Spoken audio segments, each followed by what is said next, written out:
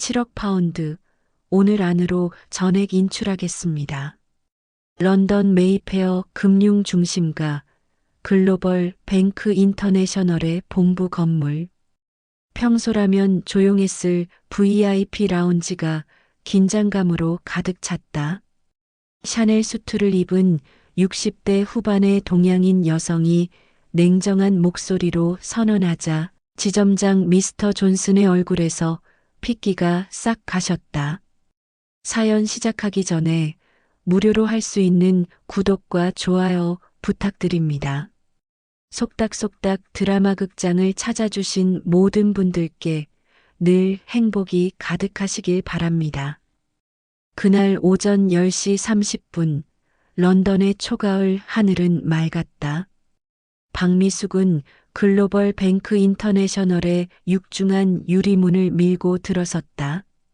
바람에 날릴 듯한 낡은 베이지색 트렌치 코트, 그 아래로 보이는 색바랜 청바지, 발에는 여러 번 신어 옆면이 해진 흰색 운동화. 그녀의 머리는 무심하게 뒤로 묶여 있었고 화장기 없는 얼굴엔 세월의 주름이 깊게 새겨져 있었다. 은행 로비는 화려했다.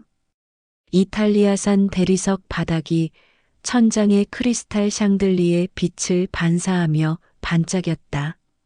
정장 차림의 고객들이 차분히 업무를 보고 있었고 은행원들은 완벽한 미소로 응대하고 있었다. 미숙은 안내 데스크로 향했다. 그곳엔 20대 후반으로 보이는 백인 여성 에밀리가 앉아 있었다. 금발 머리를 단정하게 올린 에밀리는 컴퓨터 화면을 보다가 미숙을 발견했다. 그 순간 그녀의 표정이 미묘하게 변했다. 안녕하세요. 에밀리의 목소리엔 온기가 없었다. 무슨 일로 오셨어요? 직전까지 다른 고객에게 보이던 환한 미소는 온데간데 없었다. 미숙은 그 변화를 놓치지 않았지만 침착하게 말했다. 계좌에서 인출을 하고 싶은데요. 10만 파운드 정도요. 에밀리의 눈썹이 올라갔다. 그녀는 미숙의 차림새를 위에서 아래까지 훑어보더니 노골적으로 비웃는 표정을 지었다. 10만 파운드요? 에밀리가 천천히 되물었다. 혹시 숫자를 잘못 말씀하신 건 아니신지요? 아니면 파운드가 아니라 원화를 말씀하시는 건가요? 주변에 앉아있던 다른 은행원 2명이 킥킥거리는 소리가 들렸다. 아니요, 파운드가 맞습니다. 미숙은 여전히 차분했다. 10만 파운드를 현금으로 인출하고 싶어요. 에밀리는 한숨을 쉬더니 마지못해 일어났다. 여권이나 신분증 있으세요? 미숙이 한국 여권을 꺼내 건넸다. 에밀리는 여권을 받아들고는 컴퓨터에 정보를 입력하기 시작했다. 그런데 그녀의 손가락은 유난히 느렸다. 일부러 시간을 끄는 것 같았다. 성함이 박미숙? 발음이 어렵네요. 에밀리가 중얼거렸다. 계좌는 있으시네요. 잔액이. 그녀가 화면을 보더니 코웃음을 쳤다. 800파운드요.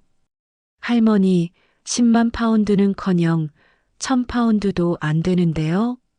혹시 계좌를 잘못 기억하신 거 아니에요? 할머니라는 호칭에 미숙의 눈가가 미세하게 떨렸다. 하지만 그녀는 표정을 유지했다. 제게 프라이빗 뱅킹 계좌가 따로 있습니다. 그쪽을 확인해 주시겠어요? 에밀리의 얼굴에 짜증이 어렸다. 프라이빗 뱅킹이요? 할머니, 프라이빗 뱅킹이 뭔지 아세요? 최소 예치금이 100만 파운드예요. 그런 고객분들은 여기 일반 데스크에 오지 않아요. 전담 매니저가 따로 있고 3층 VIP 라운지를 이용하시거든요. 그래도 확인만 해주시면 지금 다른 고객들도 기다리고 계십니다. 에밀리가 딱 잘라 말했다. 쓸데없이 시간 낭비하지 마시고 계좌에 돈이 없으면 그냥 가세요. 아, 그리고 10만 파운드 같은 큰 금액은 사전 예약을 하셔야 해요. 상식이잖아요. 미숙은 깊은 숨을 들이쉬었다. 40년간 비즈니스 세계에서 살아남으며 수없이 겪었던 무례함이었지만 오늘따라 유독 뼈에 사무쳤다. 그럼 창구 직원분께 직접 말씀드리겠습니다. 아, 알았어요. 에밀리가 손으로 휙 가리켰다. 3번 창구로 가세요. 근데 거기 가도 똑같을 거예요. 미숙은 에밀리의 시선을 느끼며 3번 창구로 걸어갔다. 뒤에서 에밀리가 동료에게 속삭이는 소리가 들렸다. 또 동양인 노인네야. 10만 파운드를 인출하겠대. 영어도 제대로 못하면서 은행에 와서 정말 시간 낭비. 그 순간 미숙의 주먹이 꽉 쥐어졌다. 3번 창구엔 30대 중반의 백인 남성 데이비드가 앉아 있었다. 근사한 3단 정장에 금태 안경을 낀 그는 전형적인 런던 금융인의 모습이었다. 그는 미숙을 보자 귀찮다는 표정을 숨기지도 않았다. 여권 주세요. 데이비드가 건성으로 말했다. 미숙은 여권을 건넸다. 데이비드는 여권을 받아들고는 컴퓨터에 정보를 입력했다. 그의 눈이 화면을 훑었다. 박미숙 씨, 계좌 잔액 800파운드네요. 용건이 뭐죠? 10만 파운드를 인출하고 싶습니다. 데이비드의 손가락이 키보드에서 멈췄다. 그는 천천히 고개를 들어 미숙을 쳐다봤다. 그리고 웃었다. 비웃음이었다. 10만 파운드요? 죄송한데 지금 농담하시는 거죠? 아닙니다. 진심입니다. 할머니. 데이비드가 의자를 뒤로 젖히며 말했다. 여기가 어딘지 아세요? 글로벌 뱅크 인터내셔널이에요. 런던에서 5손가락 안에 드는 은행이죠. 10만 파운드를 인출하려면 최소한 그 정도는 계좌에 있어야 하는 거 아니에요? 제게 프라이빗 뱅킹 계좌가 또 프라이빗 뱅킹? 데이비드가 과장되게 한숨을 쉬었다. 할머니, 솔직히 말씀드릴게요. 프라이빗 뱅킹 고객들은 이런 차림으로 오지 않아요. 그분들은 운전기사가 딸린 벤틀리나 롤스로이스를 타고 오시거든요. 명품 옷을 입고 비서를 대동하고 오시죠. 데이비드는 미숙의 낡은 트렌치 코트와 해진 운동화를 노골적으로 훑어봤다. 할머니 차림새를 보세요. 트렌치 코트는 몇 년 된 거예요? 운동화는 옆면이 다 터졌잖아요. 솔직히 말해서 프라이빗 뱅킹 고객이 이런 모습으로 온다는 게 말이 되나요? 미숙의 얼굴이 창백해졌다. 하지만 데이비드는 멈추지 않았다. 그리고요, 할머니. 그가 목소리를 낮췄다. 동양인, 특히 나이 드신 분들이 가끔 이런 착각을 하세요. 고국에선 좀 살았다고 런던에 와서도 똑같을 거라고 생각하시더라고요. 근데 여기는 런던이에요. 런던. 세계 금융의 중심지라고요. 그는 손가락으로 책상을 톡톡 두드렸다. 800파운드 가지고 10만 파운드를 찾겠다고 하는 건 솔직히 말해서 정신 상태를 의심하게 만들어요. 혹시 치매 같은 거 있으세요? 아니면 사기를 당하신 건가요? 런던엔 동양인 노인들 타겟으로 하는 사기꾼들이 많거든요. 제 정신은 멀쩡합니다. 미숙의 목소리가 떨렸다. 프라이빗 뱅킹 계좌만 확인해 주시면 안 돼요. 데이비드가 딱 잘라 말했다. 프라이빗 뱅킹 시스템에 접근하려면 특별 권한이 필요해요. 그리고 솔직히 할머니 같은 경우는 그럴 필요가 없어 보이는데요. 시간 낭비예요. 그는 여권을 미숙에게 돌려주며 손을 흔들었다. 이제 가세요. 다른 고객들도 기다리고 있으니까. 혹시 돈이 필요하시면 런던에 한인 복지센터 같은 데가 있을 거예요. 거기 가시면 도움을 받을 수 있을 거예요. 미숙은 데이비드를 똑바로 쳐다봤다. 그의 눈엔 오만함과 경멸, 그리고 인종차별적 편견이 뒤섞여 있었다. 그 시선이 그녀의 가슴을 찔렀다. 좋습니다. 미숙이 천천히 말했다. 하지만 한 가지만 기억하세요. 오늘 당신이 저를 어떻게 대했는지. 데이비드는 비웃으며 고개를 저었다. 협박까지 하시네. 할머니, 그런 거 소용없어요. 여기는 런던이고 당신은 아무것도 아니에요. 미숙이 창구를 떠나려는 순간 웬 중년 남성이 다가왔다. 네이비 정장을 입고 회색 넥타이를 맨 그는 온화한 미소를 띠고 있었다. 지점장 미스터 존슨이었다. 실례합니다, 부인. 존슨이 부드럽게 말했다. 무슨 문제가 있으신가요? 아, 지점장님. 데이비드가 재빨리 말했다. 이 할머니가 10만 파운드를 인출하겠다고 하시는데 계좌엔 800파운드밖에 없어요. 프라이빗 뱅킹 계좌가 있다고 주장하시는데 확인할 필요가 없어 보여서. 존슨은 미숙을 위아래로 훑어봤다. 그의 눈빛도 데이비드와 크게 다르지 않았다. 하지만 그는 온화한 표정을 유지했다. 부인, 이해합니다. 존슨이 말했다. 런던에서 생활하시는 게 쉽지 않으시죠? 특히 나이 드신 분들은 더 그러실 거예요. 그는 미숙의 어깨에 손을 올리려 했다. 미숙이 몸을 피하자 존슨은 어색하게 손을 걷었다. 저희 은행은 규칙이 있습니다. 존슨이 계속 말했다. 10만 파운드 같은 큰 금액은 사전 예약이 필요하고 무엇보다 계좌에 잔액이 있어야 해요. 부인께선 800파운드밖에 없으시잖아요. 프라이빗 뱅킹? 부인. 존슨의 목소리가 약간 굳어졌다. 솔직히 말씀드리자면 프라이빗 뱅킹 고객이 이런 차림으로 오실 리 없어요. 그분들은 패션 위크에 나올 법한 옷을 입고 오시거든요. 부인 차림새를 보니 솔직히 좀 안타깝네요. 그의 목소리엔 동정이 가득했다.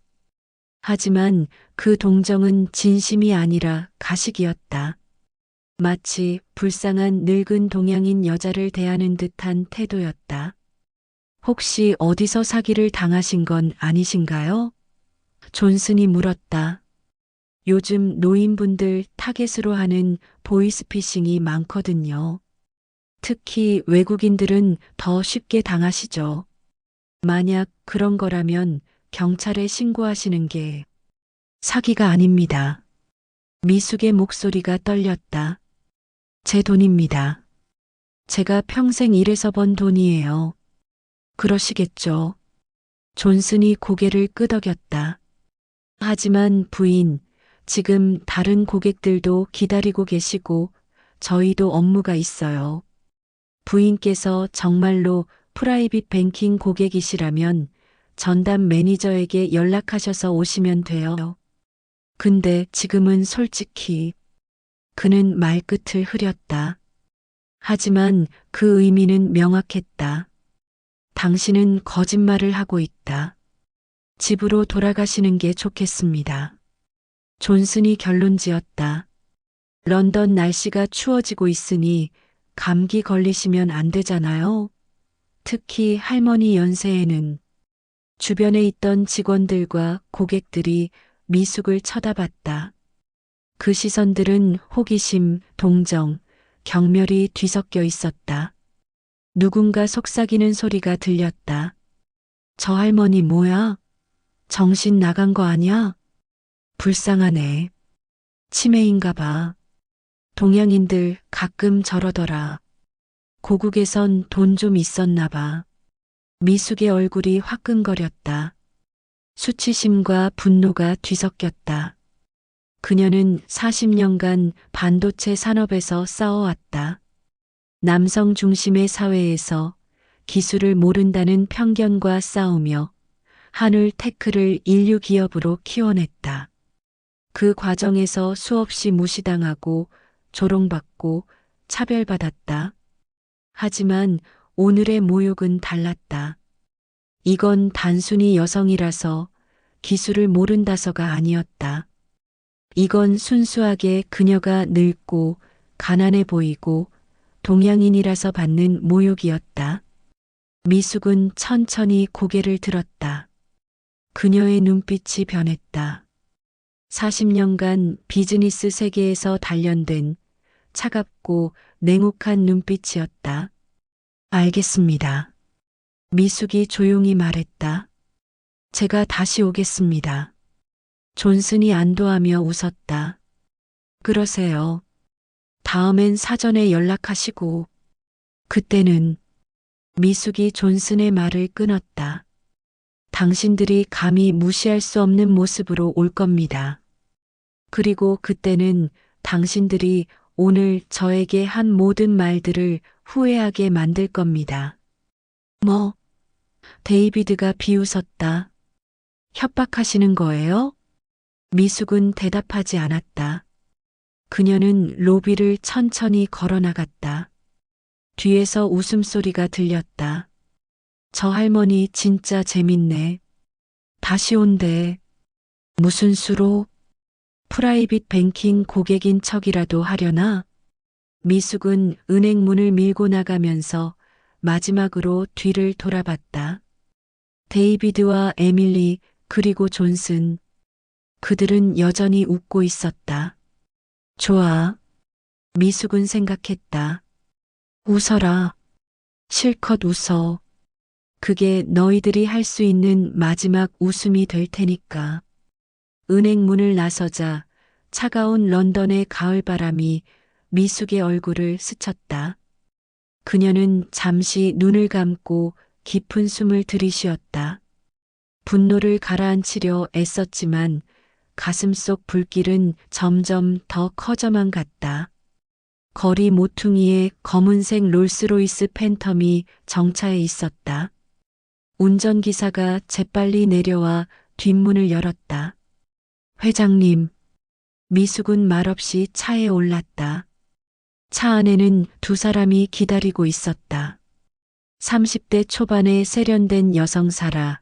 그녀는 한울 테크 회장 비서실장이었다. 그 옆엔 40대 중반의 날카로운 인상의 남성 마이클. 한울 테크 유럽 금융본부장이었다. 회장님, 어떻게 되셨습니까? 사라가 조심스럽게 물었다. 미숙은 대답하지 않았다. 그녀는 창밖을 바라봤다. 거리를 오가는 사람들, 번화한 런던의 풍경. 하지만 그녀의 머릿속엔 방금 전 은행에서의 장면만 맴돌았다. 데이비드의 비웃음, 에밀리의 경멸, 존슨의 가식적 동정. 회장님? 마이클이 다시 물었다. 미숙이 천천히 고개를 돌렸다. 그녀의 눈빛은 얼음처럼 차가웠다. 마이클. 미숙이 조용히 말했다. 글로벌 뱅크 인터내셔널에 우리가 예치한 총 금액이 얼마지? 마이클이 태블릿을 꺼내 확인했다. 회장님 개인명의 프라이빗 뱅킹 계좌에 3억 파운드, 한울 테크명의 기업 계좌에 4억 파운드입니다. 총 7억 파운드입니다. 7억. 미숙이 중얼거렸다. 1조 1200억 원. 네, 회장님. 런던 지점에만 그 정도 예치되어 있습니다. 미숙은 잠시 침묵했다. 그녀의 머릿속에서 무언가 결정이 내려지고 있었다. 마이클, 사라. 미숙이 말했다. 지금부터 내 말을 잘 들어. 오늘 오후 4시까지 글로벌 뱅크 인터내셔널에 예치된 우리 돈 7억 파운드 전액 인출해. 순간 차 안이 조용해졌다. 마이클과 사라가 믿을 수 없다는 표정으로 미숙을 쳐다봤다. 회장님? 사라가 더듬거렸다. 7억 파운드를 전액 인출하신다고요? 그래. 한 푼도 남기지 말고. 하지만 회장님, 마이클이 황급히 말했다. 7억 파운드면 그 지점 총 예치금의 거의 40%에 육박합니다. 한꺼번에 인출하면 지점 운영에 심각한 타격을. 그게 바로 내 목적이야. 미숙이 차갑게 말했다. 회장님, 무슨 일이 있으셨습니까? 사라가 물었다. 미숙은 잠시 망설이다가 은행에서 있었던 일을 간략히 설명했다. 데이비드의 모욕, 에밀리의 경멸, 존슨의 가식. 이야기를 듣던 마이클과 사라의 얼굴이 점점 굳어갔다. 그 자식들이 감히. 마이클이 주먹을 쥐었다. 회장님, 이건 명백한 인종차별입니다. 사라가 말했다. 법적 조치를 취하셔야 합니다. 법적 조치? 미숙이 냉소했다. 그런 건 시간 낭비야. 나는 그들이 뼈저리게 후회하는 걸 보고 싶어. 법정에서 몇 년 싸우는 것보다 오늘 당장 그들의 표정이 일그러지는 걸 보는 게 훨씬 만족스럽겠지. 미숙은 창밖을 바라보며 조용히 말을 이었다. 마이클, 7억 파운드 전액 인출하고 모든 거래 관계를 종료해. 그리고 이 사실을 금융계에 조용히 흘려. 글로벌 뱅크 인터내셔널이 VIP 고객을 인종차별로 잃었다는 소문을 퍼뜨리는 거야. 알겠습니다, 회장님. 마이클이 단호하게 대답했다. 그리고 사라. 미숙이 비서를 돌아봤다. 내 옷장에서 가장 고급스러운 수트를 준비해. 다이아몬드 브로치도. 오늘 오후 내가 다시 그 은행에 갈 거야. 사라의 눈이 반짝였다. 회장님, 직접 가시려고요? 그래. 미숙이 차갑게 웃었다. 그들이 내 얼굴을 똑똑히 기억하게 만들 거야. 그들이 무시했던 그 초라한 동양인 할머니가 누군지 말이야. 오후 1시 한울 테크 런던 지사. 마이클은 사무실에서 금융팀 5명을 소집했다. 모두 유럽 금융계에서 10년 이상 경력을 쌓은 베테랑들이었다. 여러분, 지금부터 4시간 안에 글로벌 뱅크 인터내셔널에서 7억 파운드를 전액 인출해야 합니다. 마이클이 선언했다. 팀원들이 술렁거렸다. 7억 파운드요? 그건 거의 그 지점을 무너뜨릴 수 있는 금액입니다. 마이클이 끄덕였다.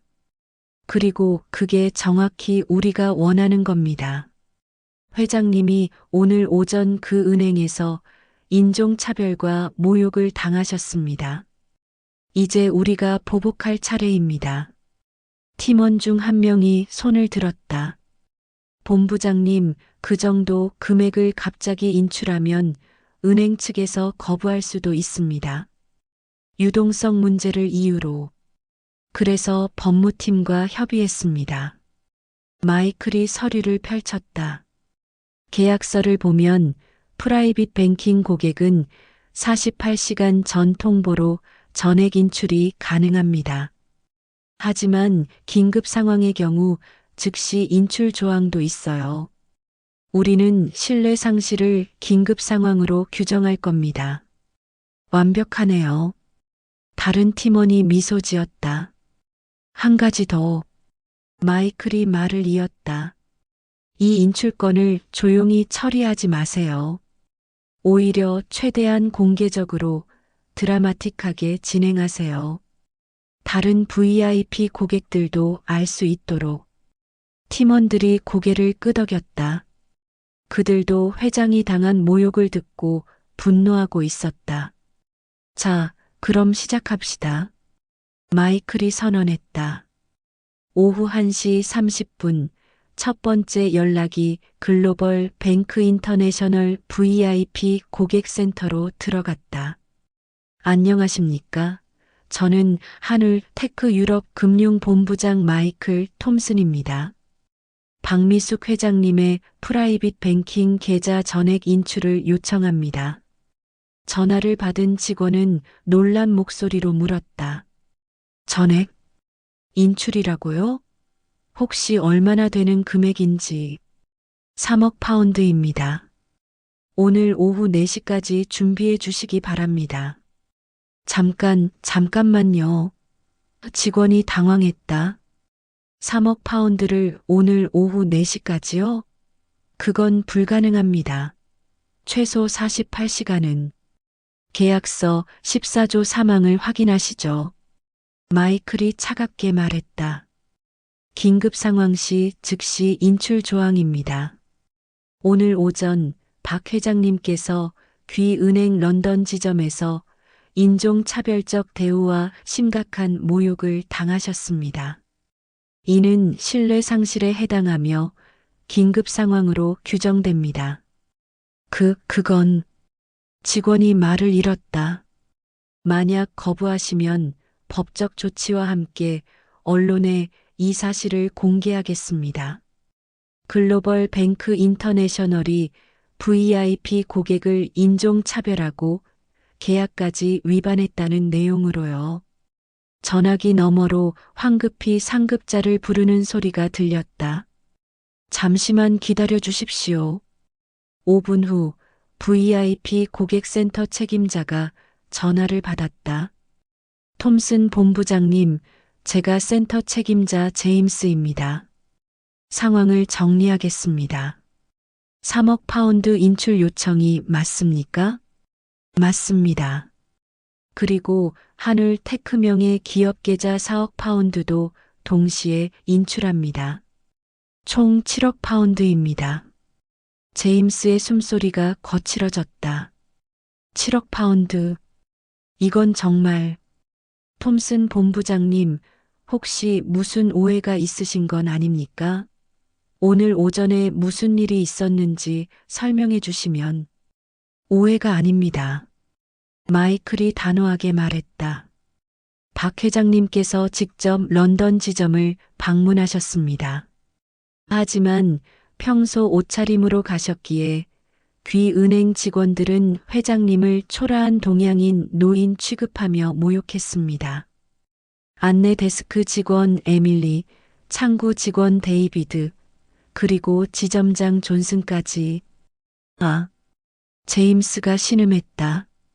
10만 파운드 인출을 요청했지만 800파운드 잔액만 확인하고는 비웃었습니다.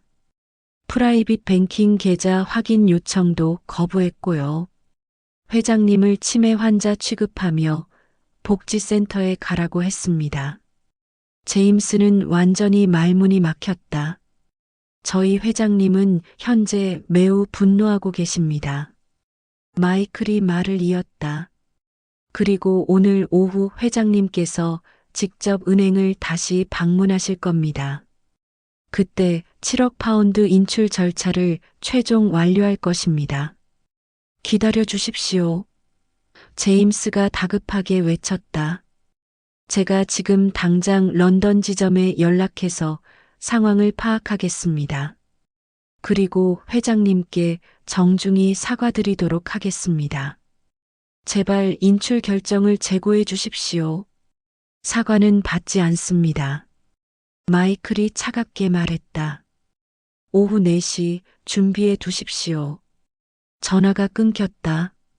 한편 글로벌 뱅크 인터내셔널 런던 지점에서는 평화로운 오후가 이어지고 있었다.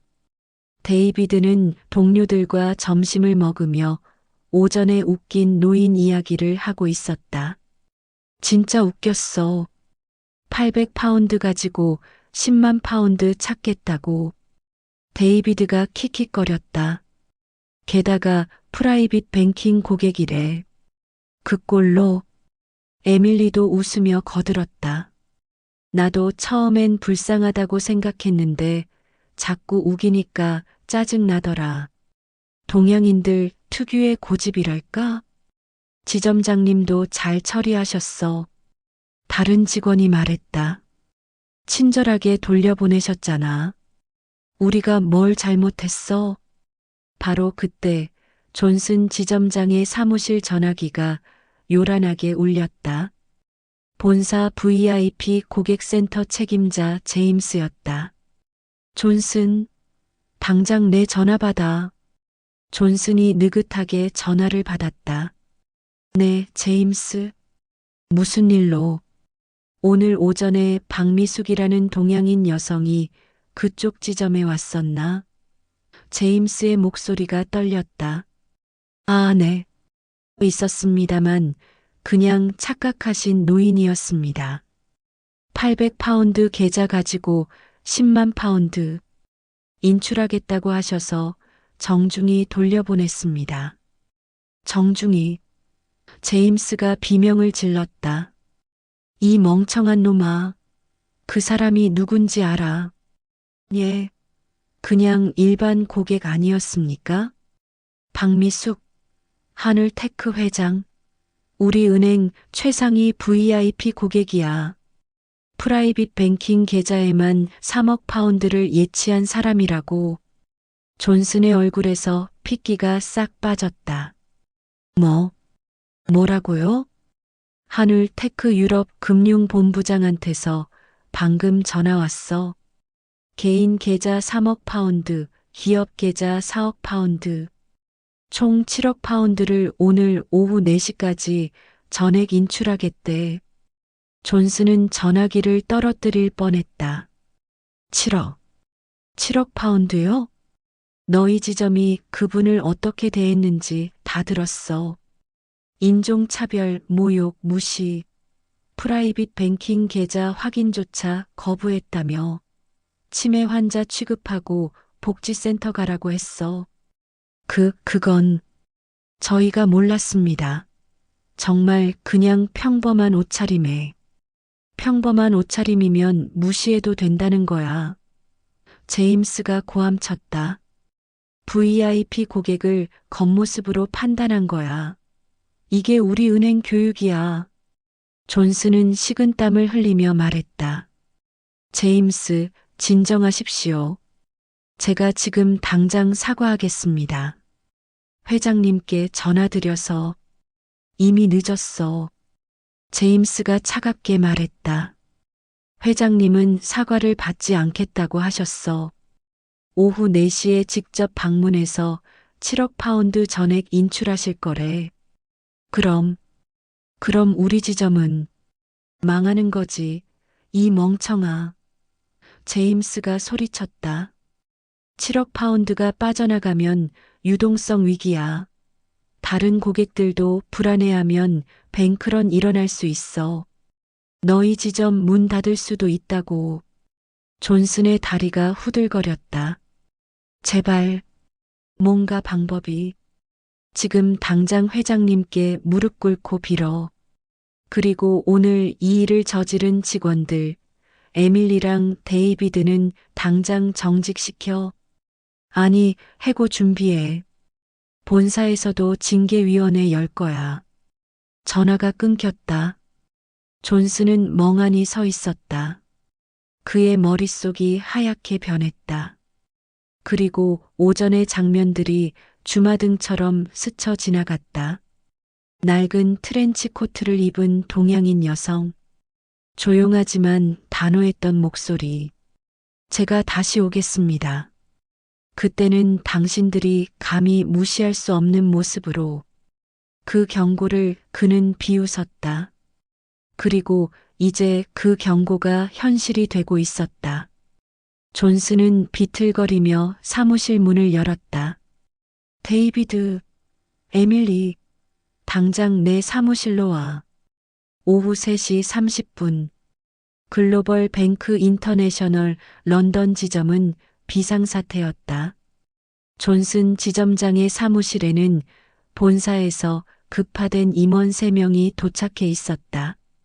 데이비드와 에밀리는 사무실 한 구석에서 얼굴이 창백하게 질린 채 서 있었다. 설명해봐. 본사 리스크 관리팀장이 차가운 목소리로 말했다. 어떻게 7억 파운드 고객을 알아보지 못했지? 데이비드가 떨리는 목소리로 대답했다. 그분이 정말 평범한 차림으로 오셔서 일반 계좌만 조회됐고 프라이빗 뱅킹 계좌 확인 요청을 받았다며? 팀장이 물었다. 네.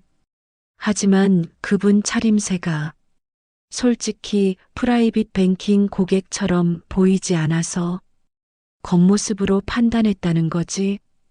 팀장의 목소리가 차가워졌다. 그래서 VIP 고객을 치매 환자 취급하고 복지센터 가라고 했어? 에밀리가 눈물을 글썽이며 말했다. 저희가 정말 몰랐습니다. 만약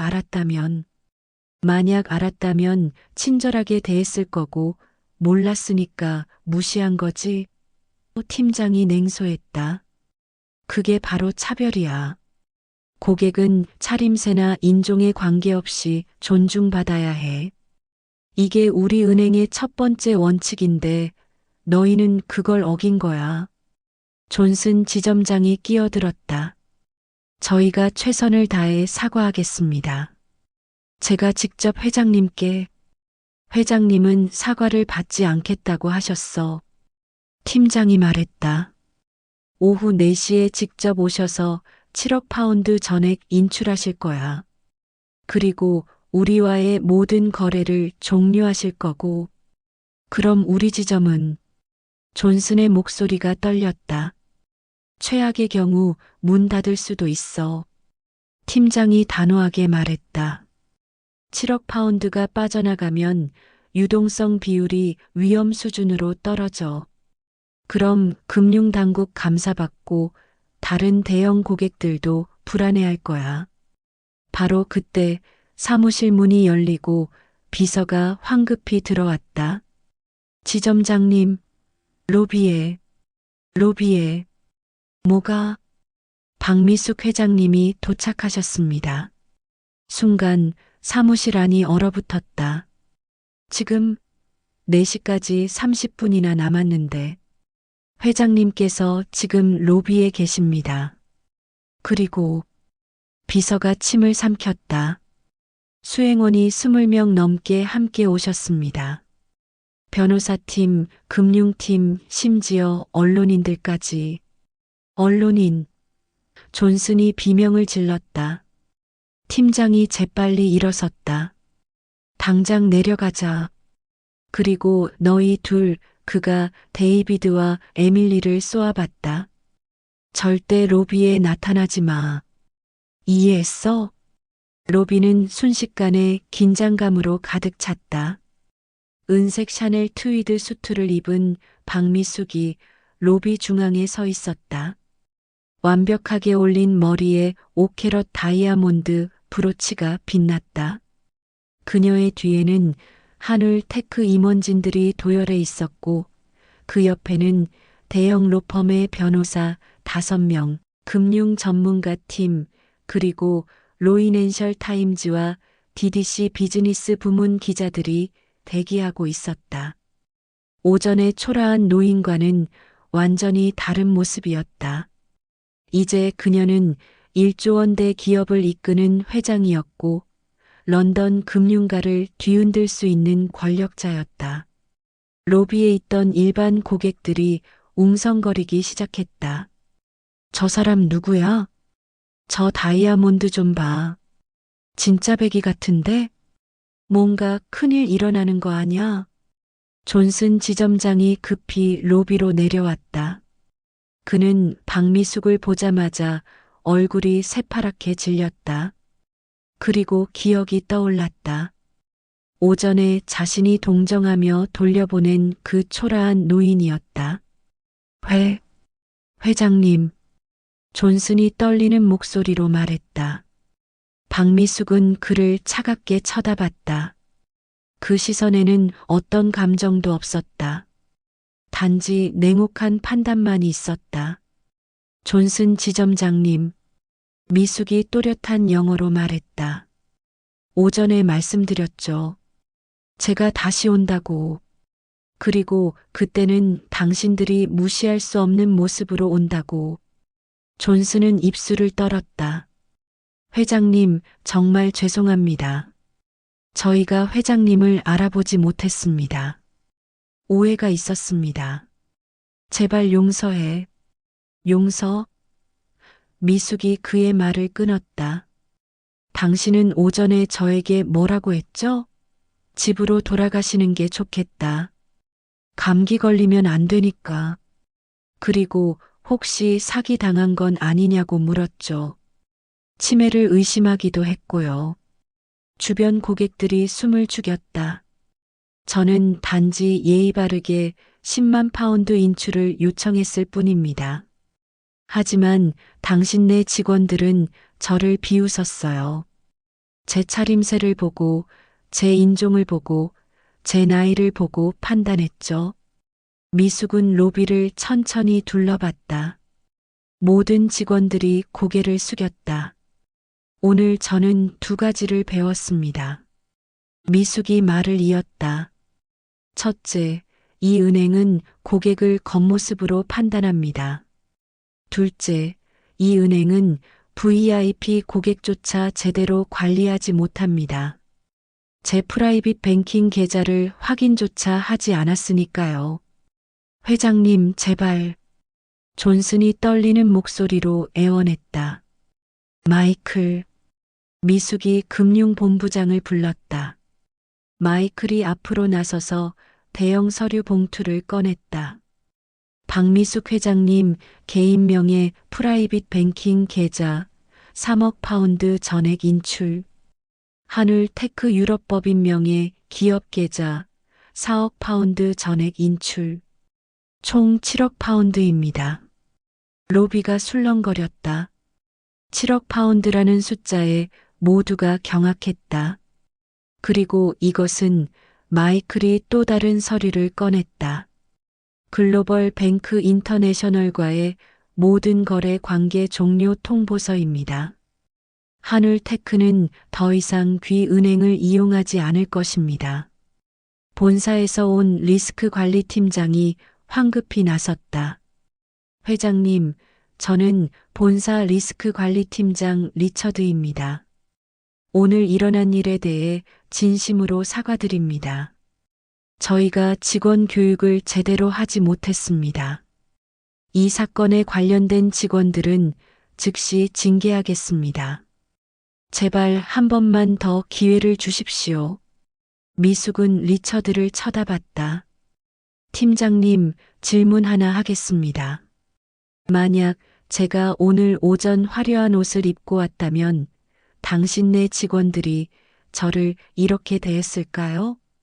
리처드는 대답하지 못했다. 대답은 아니오겠죠. 미숙이 말했다. 그게 바로 문제입니다. 당신네 은행은 겉모습으로 사람을 판단해요. 고급 수트를 입으면 친절하고 낡은 옷을 입으면 무시하죠. 그게 당신네 기준입니다. 회장님, 저는 40년간 비즈니스 세계에서 살아왔습니다. 미숙의 목소리가 단호해졌다. 수없이 차별받았고 무시당했어요.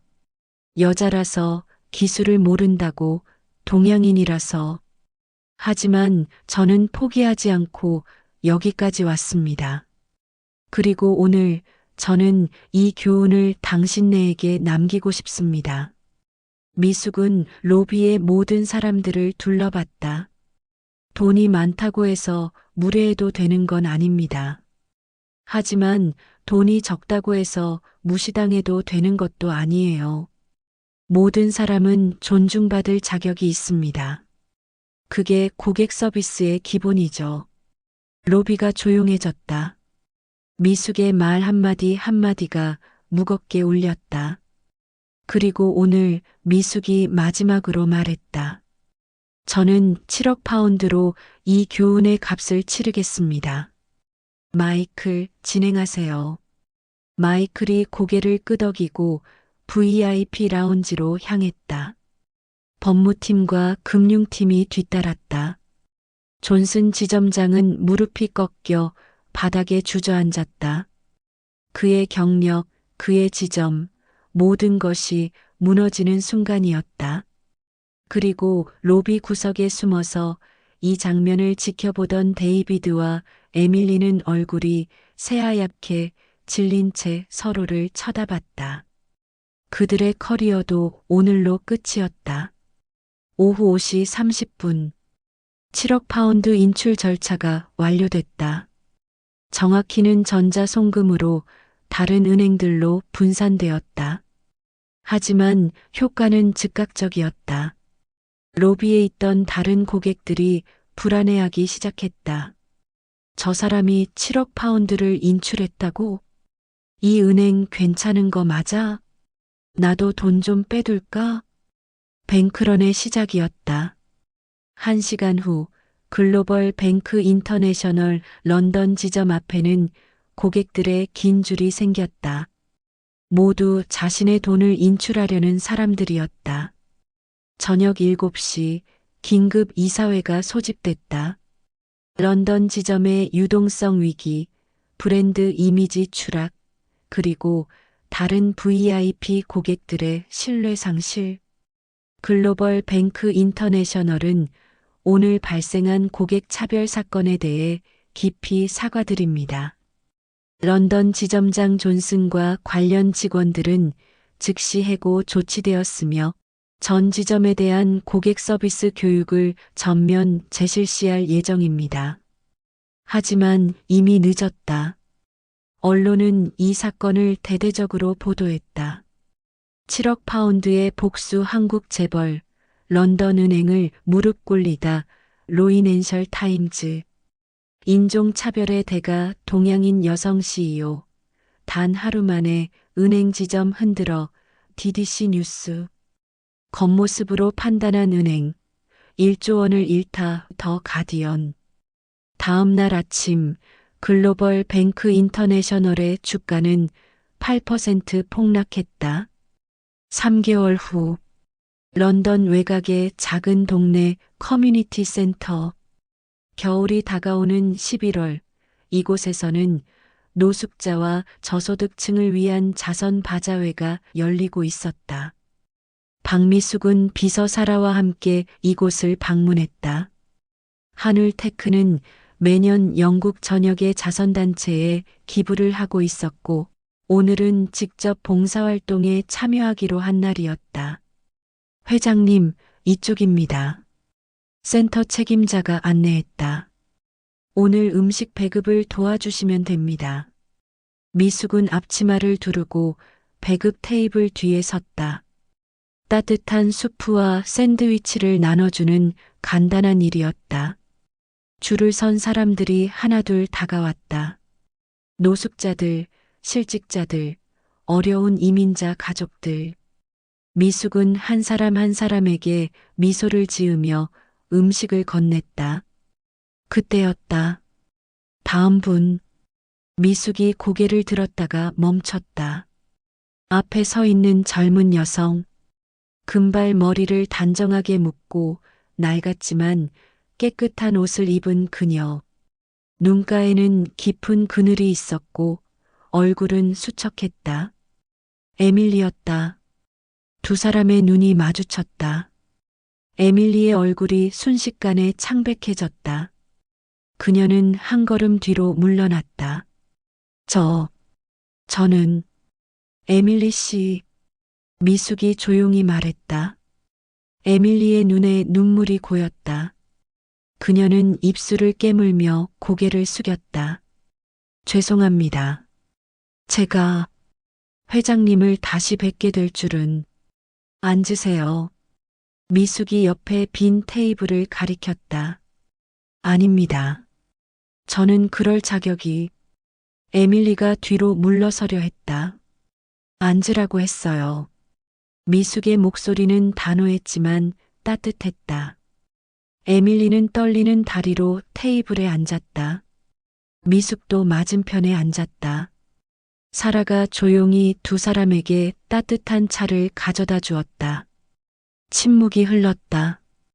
에밀리가 먼저 입을 열었다. 회장님, 정말 죄송합니다. 눈물이 그녀의 뺨을 타고 흘렀다. 제가 정말 어리석었습니다. 회장님을 그렇게 대한 것 평생 후회하고 있습니다. 미숙은 조용히 그녀를 바라봤다. 그 일 이후로 어떻게 지냈어요?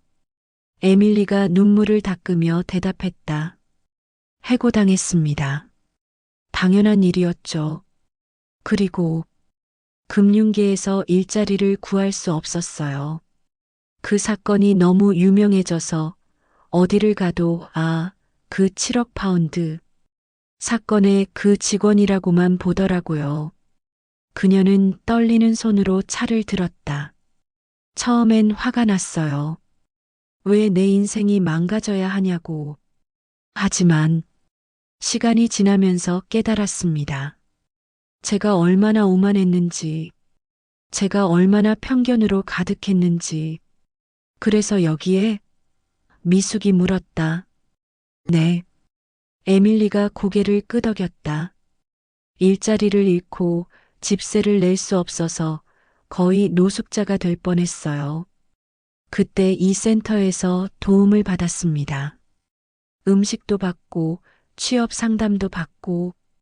그녀는 잠시 말을 멈췄다가 계속했다. 그리고 깨달았어요.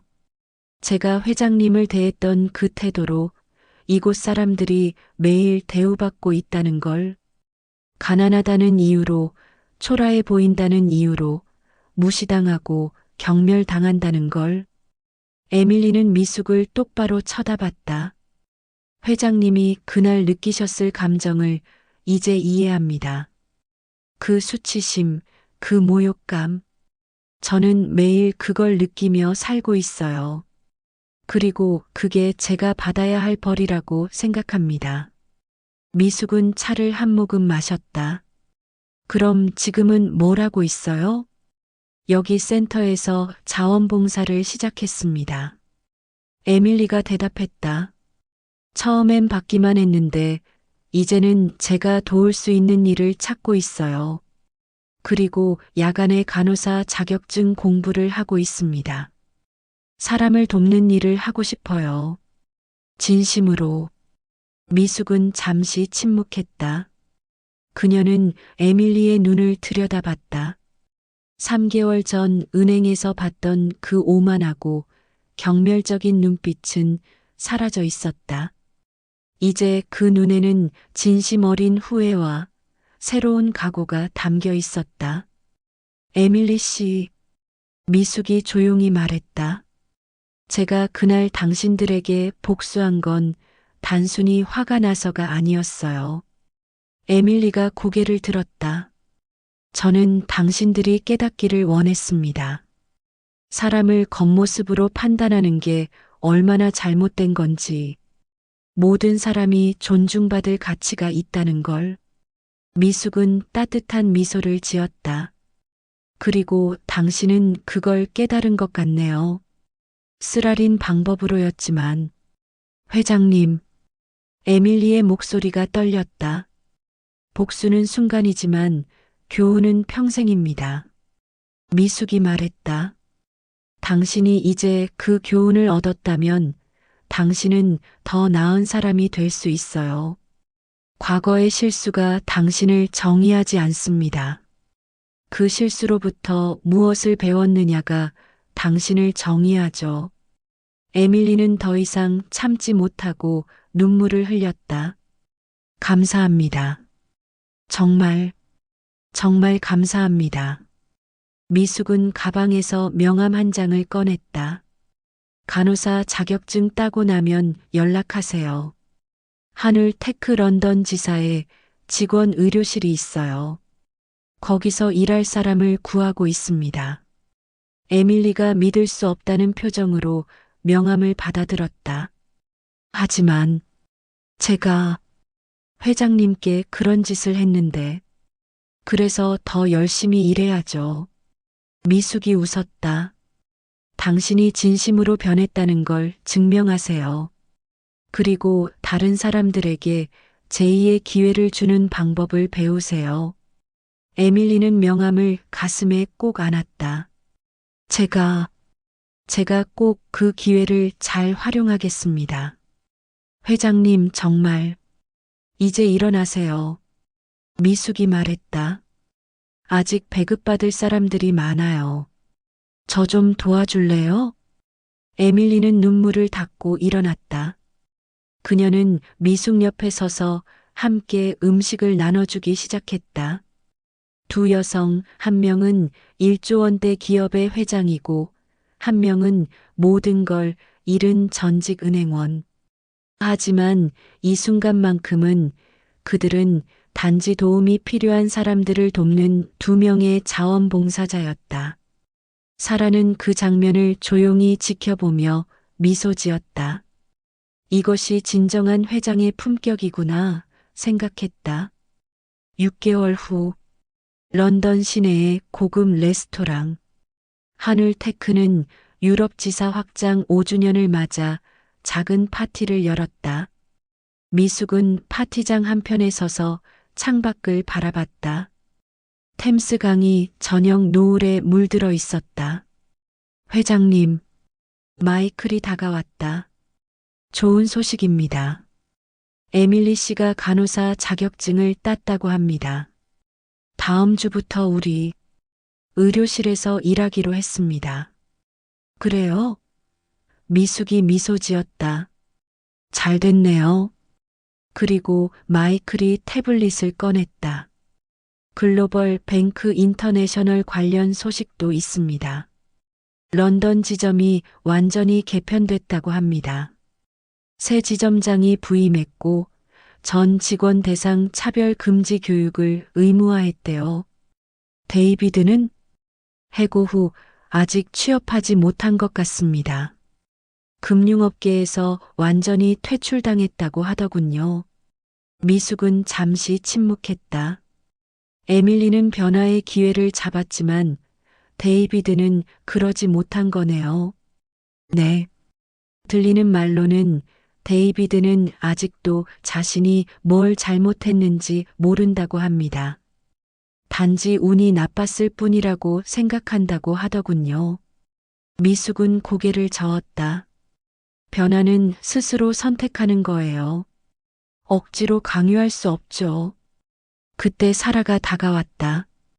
회장님, 로이낸셜 타임즈에서 인터뷰 요청이 왔습니다. 7억 파운드 사건 그 후라는 제목으로 특집 기사를 쓴다고 합니다. 미숙은 잠시 생각하다가 고개를 끄덕였다. 좋아요. 받아들이죠. 2주 후 로이낸셜 타임즈 일면 7억 파운드의 교훈 박미숙 회장 단독 인터뷰. 그날 왜 평범한 옷차림으로 은행에 가셨습니까? 저는 가끔 그렇게 합니다. 사람들의 진짜 모습을 보기 위해서죠. 화려한 옷을 입으면 모두가 친절합니다. 하지만 초라하게 보이면 사람들의 진심이 드러나죠. 7억 파운드를 인출하신 건 복수였습니까? 복수이기도 했고 교훈이기도 했습니다. 저는 그들이 깨닫기를 원했어요. 모든 사람은 존중받을 가치가 있다는 것을.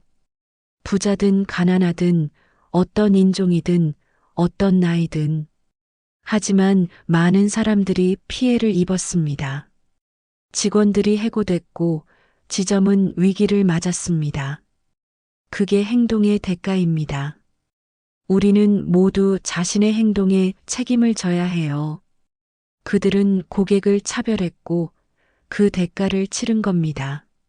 하지만 저는 진심으로 반성하고 변화하려는 사람에게는 제2의 기회를 줍니다.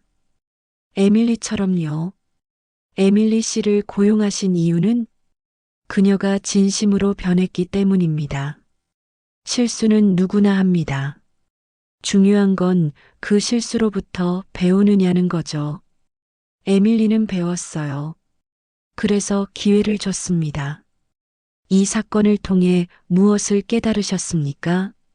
진정한 부는 돈이 아니라는 것을, 진정한 부는 사람을 변화시킬 수 있는 힘입니다. 돈으로는 잠시 굴복시킬 수 있지만 진심 어린 용서와 교훈만이 사람의 영혼을 변화시켜요.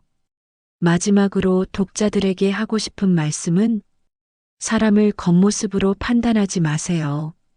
그 초라해 보이는 노인이 당신의 미래 상사일 수도 있고 당신의 가장 큰 고객일 수도 있습니다. 하지만 그보다 중요한 건 그 사람도 당신과 똑같은 인간이라는 거예요.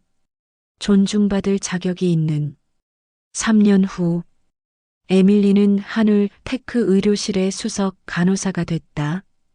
그녀는 직원들을 따뜻하게 돌봤고 특히 새로 입사한 사람들에게 친절했다. 그녀의 과거를 아는 사람들은 그녀의 변화에 감탄했다. 글로벌 뱅크 인터내셔널은 7억 파운드 사건을 계기로 대대적인 개혁을 단행했다. 모든 직원에게 차별 금지 교육을 의무화했고 고객 평가 시스템을 도입했다. 역설적이게도 이 사건은 은행을 더 나은 곳으로 만들었다. 데이비드는 금융업계를 떠나 작은 소매점에서 일하고 있었다. 그는 여전히 자신이 뭘 잘못했는지 이해하지 못했지만 적어도 더 이상 다른 사람을 무시할 위치에 있지 않았다. 그리고 박미숙은 계속해서 세계를 누볐다. 가끔은 화려한 수트를 입고 가끔은 평범한 옷차림으로 그녀는 배웠다. 진정한 품격은 옷에서 나오는 게 아니라 사람을 대하는 태도에서 나온다는 것을. 어느 봄날 미숙은 런던의 한 공원 벤치에 앉아 있었다. 낡은 트렌치 코트를 입고 테이크아웃 커피를 마시며 신문을 읽고 있었다. 옆 벤치에 앉은 노숙자가 그녀를 힐끔 쳐다봤다. 미숙은 미소를 지으며 자신의 커피를 건넸다. 한 모금 드실래요? 아직 따뜻해요. 노숙자는 놀란 표정으로 그녀를 쳐다봤다. 그리고 조심스럽게 커피를 받아들었다. 감사합니다, 부인. 천만에요. 미숙이 웃었다. 노숙자는 커피를 한 모금 마시고는 말했다. 부인은 착한 사람이시군요. 미숙은 고개를 저었다. 아니에요. 저도 한때 무시당하고 차별받았던 사람이에요. 그래서 알죠. 작은 친절이 얼마나 큰 의미인지. 그녀는 하늘을 올려다봤다. 봄 햇살이 따뜻했다. 진정한 부자는 돈이 많은 사람이 아니라 사람의 마음을 변화시킬 수 있는 사람이다. 그녀는 그 교훈을 평생 간직할 것이다. 그리고 전할 것이다. 다음 세대에게, 그리고 그 다음 세대에게. 겉모습이 아닌 진심으로 사람을 대하는 세상을 만들기 위해. 여러분의 생각은 어떠신가요? 혹시 여러분도 겉모습으로 판단받았던 경험이 있으신가요? 아니면 반대로 누군가를 겉모습으로 판단했다가 후회했던 적이 있으신가요? 댓글로 여러분의 이야기를 들려주세요. 이 이야기가 마음에 드셨다면 좋아요와 구독 부탁드립니다. 그리고 기억하세요. 모든 사람은 존중받을 가치가 있습니다.